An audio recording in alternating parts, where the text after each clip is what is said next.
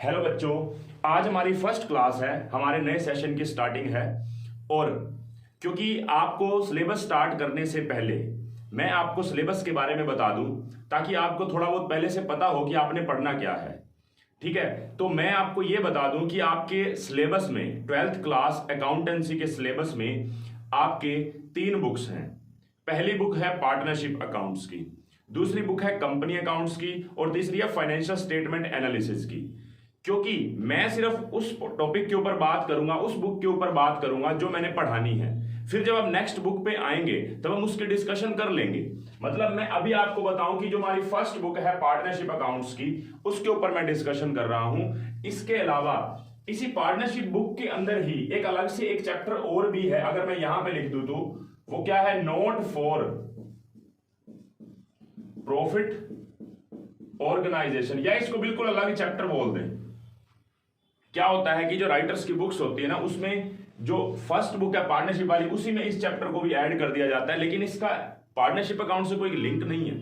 ठीक है, उसके बाद हमारी एक बुक और है, जो हमारी नेक्स्ट बुक है वो है कंपनी अकाउंट्स की, और थर्ड है हमारी एनालिसिस वाली। अब इसको शॉर्ट में एनालिसिस ही बोल देते हैं, फाइनेंशियल स्टेटमेंट एनालिसिस की बुक है। अब हमारी मेन डिस्कशन का टॉपिक क्या है, क्योंकि हम स्टार्ट कर रहे हैं पार्टनरशिप अकाउंट से, तो पार्टनरशिप से ही हम डिस्कशन स्टार्ट करेंगे। देखें, पार्टनरशिप के अंदर जो हमारा सिलेबस है, इसको मैं साइड कर रहा हूं क्योंकि ये हमारा, मैं इसके ऊपर डिस्कशन नहीं कर रहा, ये बुक में, इसी बुक के अंदर होता है नोट फॉर प्रॉफिट ऑर्गेनाइजेशन। ठीक है, लेकिन मैं इसकी डिस्कशन नहीं कर रहा, मैं बात कर रहा हूं सिर्फ पार्टनरशिप अकाउंट्स की। पार्टनरशिप के अंदर हमारे ना बेसिकली 3 चैप्टर्स हैं। ठीक है, 3 चैप्टर्स हैं, कौन कौन से? Fundamental of partnership, first chapter.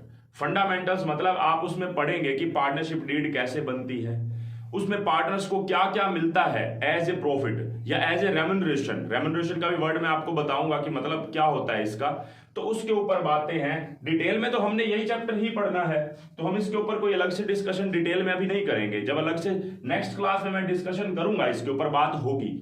Fundamental का मतलब है कि बेसिक बातें पार्टनरशिप फर्म्स के लिए जो जरूरी होती हैं, उसके ऊपर डिस्कशन है हमारी। फिर अब एक बात सोचें, पार्टनरशिप कैसे स्टार्ट होती है? कम से कम 2 लोग तो होने चाहिए, 2 पर्सन होने चाहिए। मान लो 2 या 2 से ज्यादा हैं, 3 हैं, 4 हैं। अब ऐसा हो सकता है ना कि इन्होंने एक एग्रीमेंट बनाया हो जिसको पार्टनरशिप डीड बोलते हैं। डीड मतलब लिखित में या ओरली भी हो सकती है, लिखित में होना ज्यादा बढ़िया है, रिटन में। ठीक है, वो जो पार्टनरशिप डीड होगी उसमें ये चेंज करना चाहते हैं पार्टनर्स। एग्जिस्टिंग पार्टनर, मान लो एबीसी 3 पार्टनर्स हैं, उन्होंने डिसाइड किया कि हम ना अपनी रेशो में चेंज करना चाहते हैं, पुरानी रेशो नहीं रखना चाहते, या कोई नए एग्रीमेंट लेके आना चाहते हैं। तो उसके लिए हमारा ना एक टॉपिक है, मेन बात क्या है, रिकॉन्स्टिट्यूशन ऑफ पार्टनरशिप फर्म। मतलब फंडामेंटल की बात तो हमने करनी है डिटेल में। ठीक है, रिकॉन्स्टिट्यूशन ऑफ पार्टनरशिप फर्म। मुझे बताएंगे कॉन्स्टिट्यूशन का मतलब क्या होता है? कॉन्स्टिट्यूशन, जैसे मैं बोलूं कि भारत का संविधान है, उसको कॉन्स्टिट्यूशन बोल देते हैं ना, कॉन्स्टिट्यूशन ऑफ इंडिया। मतलब वो सारे के सारे रूल्स रेगुलेशंस जो एक देश के नागरिक को फॉलो करने हैं। ऐसे ही कॉन्स्टिट्यूशन एक पार्टनरशिप फर्म का भी तो बन सकता है, जो उनके पार्टनर्स को फॉलो करने हैं। तो अगर उसमें रीवर्ड ऐड हो जाता है, कॉन्स्टिट्यूशन ऑफ पार्टनरशिप फर्म में अगर रीवर्ड ऐड हो जाता है, मतलब हम नए रूल्स बना रहे हैं, रिकॉन्स्टिट्यूट कर रहे हैं हम उसको। वो किस कारण से होगा? या तो एबीसी जो 3 पार्टनर है वो चाहते हैं कि हम इसको कॉन्स्टिट्यूट करें, नया हम क्या करें, नई डीड बनाए। पुराने में ना हमें कोई नुकसान है, मान लो एबीसी में से ना, एबीसी की रेशो 1:1 थी, मतलब तीनों अपने प्रॉफिट को इक्वली बांटते थे।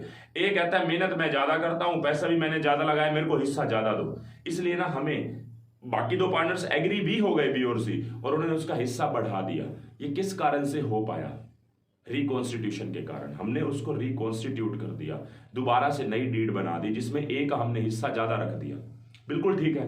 ये ऐसा भी तो हो सकता है कि एबीसी को कोई दिक्कत नहीं थी, नया पार्टनर डी आना चाहता है बिजनेस में, और हमने उसको एग्री कर दिया कि चल तू एंट्री कर ले हमारे बिजनेस के अंदर, और जो चलते बिजनेस में आया है हमारे, तो हमें उसके लिए भी कोई ना कोई एडजस्टमेंट करनी पड़ेगी। मतलब नई डीड वहां पे भी बनेगी, जिसको हम बोलते हैं एडमिशन ऑफ ए पार्टनर।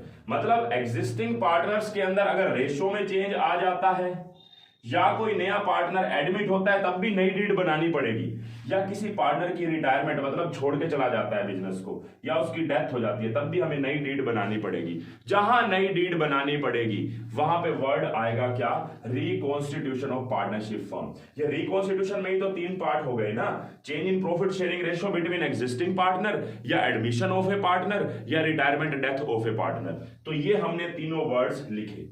लेकिन मैं आपको एक चीज और बता दूं, इसके बाद एक चैप्टर अलग से एक और है, dissolution of partnership form. Dissolution of partnership form का मतलब क्या है कि बिजनेस ही बंद कर दिया। डिसोल्यूशन का मतलब बिल्कुल समाप्ति कर दी उसकी, बिजनेस को एंड पे ले आए, बस उसको अब हमने कुछ नहीं चलाना, हमने उसकी सारी एसेट्स लाइबिलिटीज जो हैं, एसेट से पैसा रिकवर करना है, लाइबिलिटी की पेमेंट करनी है, जो कुछ थोड़ा बहुत पैसा बच गया वो पार्टनर्स बांट लेंगे, ये हमने करना है। बात ऐसे है, यहां पे dissolution of partnership form word लिखा मतलब बिजनेस बंद। यहां पे भी एक वर्ड है डिसोल्यूशन ऑफ पार्टनरशिप, मतलब डिसोल्यूशन ऑफ पार्टनरशिप और डिसोल्यूशन ऑफ पार्टनरशिप फॉर्म में डिफरेंस क्या है। यहां पे हम अपनी पुरानी डीड को खत्म कर रहे हैं, यहां पे हम डीड को खत्म नहीं कर रहे, बिजनेस ही खत्म कर रहे हैं। मतलब मैं एक वर्ड बोलूं रिकॉन्स्टिट्यूशन ऑफ पार्टनरशिप फॉर्म या डिसोल्यूशन ऑफ पार्टनरशिप, तो एक ही बात है। मतलब हमने नई डीड बनाई तो उसको हम क्या बोलेंगे, रिकॉन्स्टिट्यूशन ऑफ पार्टनरशिप फर्म, या नई डीड बनाई तो उसको हम डिसोल्यूशन ऑफ पार्टनरशिप भी बोल सकते हैं। मतलब पुरानी पार्टनरशिप खत्म, जैसे एबीसी हैं, उनकी पहले रेशो 3:1 थी, अब उन्होंने 1:1 कर दिया, मतलब पुरानी पार्टनरशिप खत्म, अब नई स्टार्ट। या कोई नया पार्टनर आ गया, या किसी की रिटायरमेंट या डेथ हो गई। अब मैं आपसे पूछूं कितने चैप्टर हम पढ़ रहे हैं, 3 चैप्टर्स। एक तो फंडामेंटल बेसिक बातें, बिजनेस मान लो स्टार्ट किया है तो उसमें क्या क्या चीजें करनी पड़ेंगी। एक लास्ट में एक चैप्टर है जो बिजनेस बंद करना है, मतलब ये बिजनेस की स्टार्टिंग हो गई एक हिसाब से, ये बिजनेस का एंड हो गया, और ये बिजनेस के बीच में रिकॉन्स्टिट्यूशन हो जाए तो। और रिकॉन्स्टिट्यूशन में 3 बातें हैं, change in profit sharing ratio between existing partner, admission of A partner, retirement death of A partner. तो कहने का मतलब है मैं बोलूं तो 3 चैप्टर करने हैं, लेकिन अगर आप अपनी बुक की बात करेंगे तो एक तो आपका चैप्टर ये हो गया, और ये आपका रिकॉन्स्टिट्यूशन चैप्टर वर्ड नहीं है। रिकॉन्स्टिट्यूशन के अंदर जो 3 अलग अलग टॉपिक्स आए ना, ये अलग से चैप्टर है। चैप्टर नंबर 2 ये, चैप्टर नंबर 3 ये, चैप्टर नंबर 4 ये, और dissolution of partnership form chapter number 5। मतलब जो हमारा मैंने चैप्टर सेकंड बोला ना, उसके अंदर 3 पार्ट हो गए, तो ये 3 चैप्टर अपने आप में बन गए, सेकंड, थर्ड एंड फोर्थ, और ये 5th। और फंडामेंटल ऑफ पार्टनरशिप फॉर्म जो है हमारा फर्स्ट चैप्टर है। हम फंडामेंटल ऑफ पार्टनरशिप चैप्टर करेंगे, और इसके अंदर हमारे 11 कंसेप्ट्स हैं। इन्हीं 11 कंसेप्ट्स के ऊपर हम डिटेल में डिस्कशन करेंगे, और वो हमारे जो मेरे पास आप जो मैं आपको पढ़ाऊंगा वो मैं नोट्स से पढ़ाऊंगा आपने, और आप किसी भी बुक से उन क्वेश्चंस को इजीली कर सकते हैं। गाइडेंस प्रॉपर आपको मिलती रहेगी, साथ साथ कैसे कैसे करना है, किस बुक से कितने क्वेश्चंस करने हैं वो आपको मिलती रहेगी। लेकिन जो मेरे नोट्स में से पढ़ोगे ना, उससे आपको क्या बेनिफिट होगा, आपके कंसेप्ट जल्दी से कवर हो जाएंगे, प्लस आपके लिए क्विक रिवीजन में भी बेनिफिशियल है। जैसे मान लो आपके एग्जाम्स हैं, अब एग्जाम डेज में आप इतनी बड़ी बुक खोल के बैठे, मान लो आपकी पूरी पार्टनरशिप फॉर्म जो सारा सिलेबस है, पार्टनरशिप अकाउंट्स, इन सारों का टेस्ट है, या मान लो ये इन 3 चैप्टर्स का टेस्ट है। आपको बता दूं 1, 2, 3 इन 3 चैप्टर्स के ना बुक में से आप जिस भी बुक में से पढ़ेंगे, कौन सी, 1 चैप्टर, 2 चैप्टर और ये 3 chapter, change in profit sharing ratio, admission of A partner, retirement death of A partner, इसके बुक में से आपको ज्यादा नहीं ना, अगर मैं सिर्फ इलस की बात करूं तो आपको कम से कम ये मान के चले 200 प्लस क्वेश्चन करने पड़ेंगे, अराउंड 250 क्वेश्चन करने पड़ेंगे। लेकिन मैं आपको बता दूं नोट्स में से आपको ये सारे के सारे मिला के 54-55 क्वेश्चंस करने हैं बस, उसमें सारे कंसेप्ट गारंटेड 100% कवर मिलेंगे। फिर आप प्रैक्टिस चाहे किसी बुक से कर रहे हो, अब मान लो मैं आपको कहूं डीके गोल में से आप 200 क्वेश्चन कर रहे हैं, उसके बाद प्रैक्टिकल भी तो बन रहे हैं, उसके प्रैक्टिकल भी तो करेंगे। तो कहने का मतलब है आपको क्विक रिवीजन में भी हेल्प मिलती है।